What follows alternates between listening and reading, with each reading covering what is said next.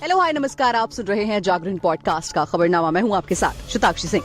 आज तारीख है 28 नवंबर की और दिन है मंगलवार का। चलिए आपको बताते हैं आज दिन भर की तमाम बड़ी खबरें। बुलेटिन की शुरुआत करेंगे सुर्खियों के साथ। भारत के लिए खतरा है, चीन में फैल रही बीमारी। सफदरगंज अस्पताल के डॉक्टर ने संक्रमण के बढ़ने की बताई वजह। क्या है ये वजह, ये आपको बताएंगे।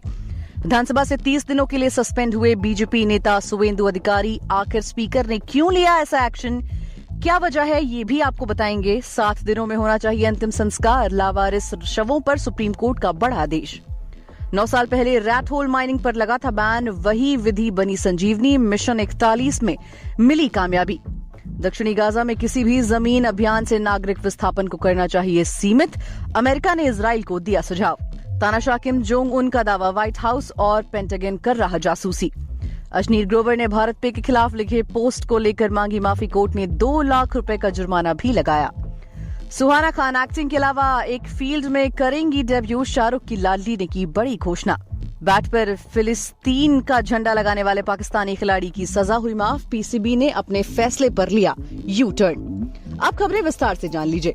चीन में फैलती नई बीमारी को लेकर भारत भी सतर्क है। ऐसे में सफदरगंज अस्पताल के पल्मोनरी मेडिसिन विभाग के प्रमुख डॉक्टर नीरज कुमार गुप्ता ने प्रतिक्रिया दी है। उन्होंने कहा कि चीन में फैल रही बीमारी भारत के लिए कोई खतरा नहीं है। डॉक्टर नीरज कुमार गुप्ता ने कहा कि हम इस बीमारी को लेकर पूरी तरह से तैयार हैं। उन्होंने कहा कि मेरा मानना है कि ये बीमारी भारत के लिए कोई खतरा नहीं है और हम इसे लेकर अच्छी तरह से तैयार हैं। उन्होंने कहा कि भले ही ये एक नया वायरस हो, लेकिन हमारे पास पिछला एक्सपीरियंस है। स्वास्थ्य मंत्रालय ने भी इसके बारे में दिशा निर्देश जारी किए हैं। अगली खबर की तरफ बढ़ेंगे। देखिए, संविधान दिवस के उपलक्ष्य में मंगलवार को बंगाल विधानसभा में सत्तारूढ़ तृणमूल कांग्रेस द्वारा लाए प्रस्ताव पर चर्चा के दौरान जमकर हंगामा देखने को मिला। नेता प्रतिपक्ष और भाजपा विधायक सुवेंदु अधिकारी द्वारा स्पीकर की आसन की तरफ कागज फाड़कर फेंकने से नाराज विधानसभा अध्यक्ष बिमान बनर्जी ने उन्हें पूरे शीतकालीन सत्र सहित 30 दिनों के लिए सदन से सस्पेंड कर दिया है। स्पीकर के अपमान का आरोप लगाते हुए तृणमूल कांग्रेस के वरिष्ठ विधायक तापस राय ने सुवेंदु को सदन से सस्पेंड करने की मांग को लेकर विशेषाधिकार हनन का प्रस्ताव पेश किया, जिस पर स्पीकर ने सस्पेंड करने की घोषणा की। इससे पहले मंगलवार को भाजपा विधायकों ने 2 बार सदन से वॉकआउट भी कर दिया। अगली खबर की तरफ बढ़ते हैं और बात करते हैं मणिपुर में हुई हिंसा की। सुप्रीम कोर्ट ने मंगलवार को मणिपुर हिंसा में मारे गए लोगों को दफनाने और दाह संस्कार सुनिश्चित करने के निर्देश जारी किए। पैनल द्वारा पेश रिपोर्ट में कहा गया कि 175 शवों में से 169 की पहचान कर ली गई है, जबकि 6 की पहचान अब भी बाकी है। न्यायमूर्ति गीता मित्तल की अध्यक्षता वाली इस समिति ने न्यायमूर्ति शालिनी पी जोशी और आशा मेनन भी शामिल हैं। मुख्य न्यायाधीश डीवाई चंद्रचूड़ की अध्यक्षता वाली पीठ ने कहा कि शीर्ष अदालत द्वारा नियुक्त सेवानिवृत्त न्यायमूर्ति गीता मित्तल की अध्यक्षता वाली पूर्व उच्च न्यायालय न्यायाधीशों की सर्व महिला समिति द्वारा दायर एक रिपोर्ट ने मुर्दा घरों में पड़े शवों की स्थिति का संकेत दिया है। पीठ ने न्यायमूर्ति जेबी पारदीवाला और न्यायमूर्ति मनोज मिश्रा भी शामिल थे। उन्होंने कहा कि रिपोर्ट से संकेत मिलता है कि 175 शवों में से 169 की पहचान कर ली गई है, जबकि 6 की पहचान अब भी बाकी है। चलिए अगली खबर की तरफ बढ़ेंगे और आपको उस तकनीक के बारे में बताएंगे जो कि 9 साल पहले बैन हो चुकी थी, लेकिन अब 41 मजदूरों की जान बचाने के लिए इसका इस्तेमाल किया जा रहा है।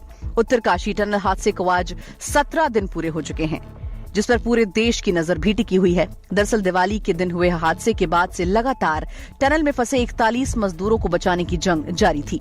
बीते दिनों में हर तरह की तकनीक और मशीनों का इस्तेमाल किया गया, लेकिन अब तक सफलता नहीं मिल पाई थी।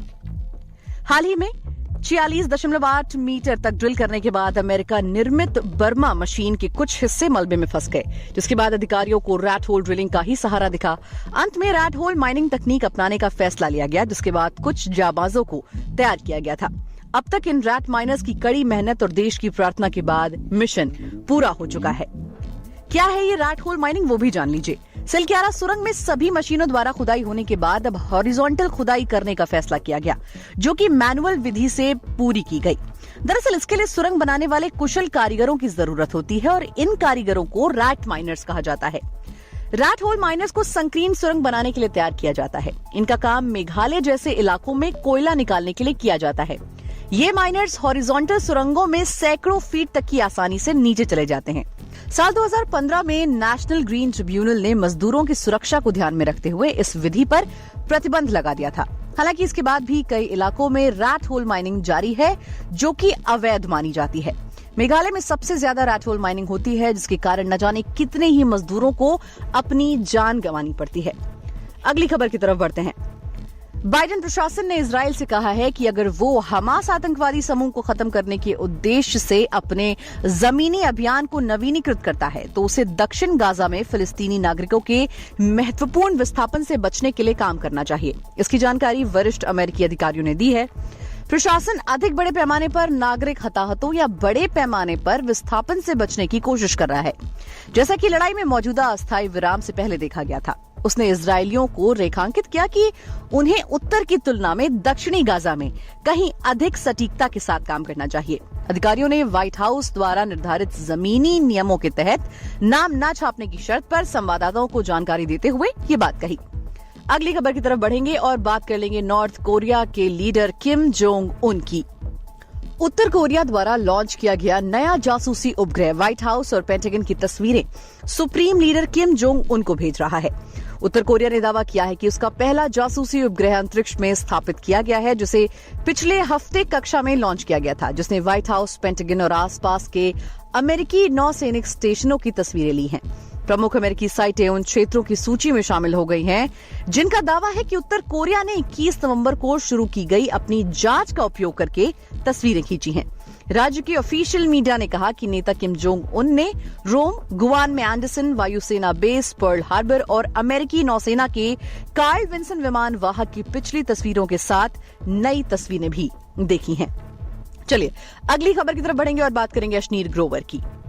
दिल्ली हाईकोर्ट ने भारत पे के सह संस्थापक अशनीर ग्रोवर पर 2 लाख रुपए का जुर्माना लगाया। दरअसल उनके खिलाफ सोशल मीडिया पर अपमानजनक सोशल मीडिया पोस्ट का आरोप लगा था।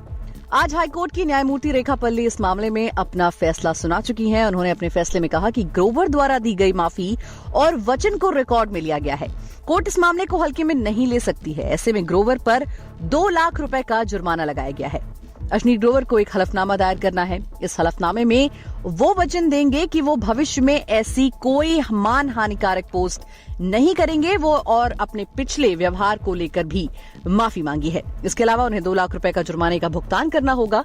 अदालत ने निर्देश दिया कि ये राशि उच्च न्यायालय के क्लर्क एसोसिएशन को भुगतान की जाएगी। चलिए बात करते हैं मनोरंजन जगत की, जिसमें बात करेंगे सुहाना खान की, जो कि एक्टिंग डेब्यू के बाद अब किसी और फील्ड में कदम रखने जा रही हैं और वो फील्ड है सिंगिंग की। शाहरुख खान के दोनों बच्चे सुहाना खान और आर्यन इंडस्ट्री में अपना नया सफर शुरू करने के लिए एकदम तैयार हैं। एक तरफ जहां आर्यन खान एक्टिंग से दूर बतौर निर्देशक अपनी शुरुआत करने जा रहे हैं, तो वहीं अपने पिता के नक्शे कदम फॉलो करते हुए सुहाना खान बतौर अभिनेत्री अपना डेब्यू करेंगी। सुहाना खान की एक्टिंग की एक झलक तो ऑडियंस उनकी वायरल क्लिप्स में भी देख चुके हैं, लेकिन शायद ये पहली बार होगा जब फैंस उन्हें गाना गाते हुए भी देखेंगे। सोमवार को सुहाना खान ने अपने सिंगिंग फील्ड में डेब्यू की जानकारी खुद अपने चाहने वालों के साथ शेयर की है। जोया अख्तर के निर्देशन में बनी द आर्चीज में सुहाना खान एक्टिंग का जलवा तो बिखेरेंगी ही, लेकिन पहली ही फिल्म में उन्हें ये भी मौका मिला कि वो अपना सिंगिंग टैलेंट फैंस को दिखा सके। उन्होंने द आर्चीज के गाने जब तुम ना थी का पोस्टर शेयर किया। इस गाने को शाहरुख खान और गौरी खान की लाडली बेटी ने खुद अपनी आवाज में गाया है। ये तो कमाल की बात है। चलिए अब बात करते हैं खेल जगत की। पाकिस्तान क्रिकेट बोर्ड अक्सर किसी न किसी वजह से सुर्खियों में रहता है। कभी कोई फैसले के चक्कर में तो कभी परफॉर्मेंस के चलते पीसीबी चर्चा में छाया रहता है। हाल ही में पाकिस्तान क्रिकेट बोर्ड ने अपने एक फैसले से ही यू टर्न ले लिया है। पीसीबी ने घरेलू मैच के दौरान अपने बल्ले पर फिलिस्तीन का झंडा दिखाने के लिए बल्लेबाज आजम खान पर लगाया गया मैच फीस का 50% जुर्माना पूरी तरह से माफ कर दिया।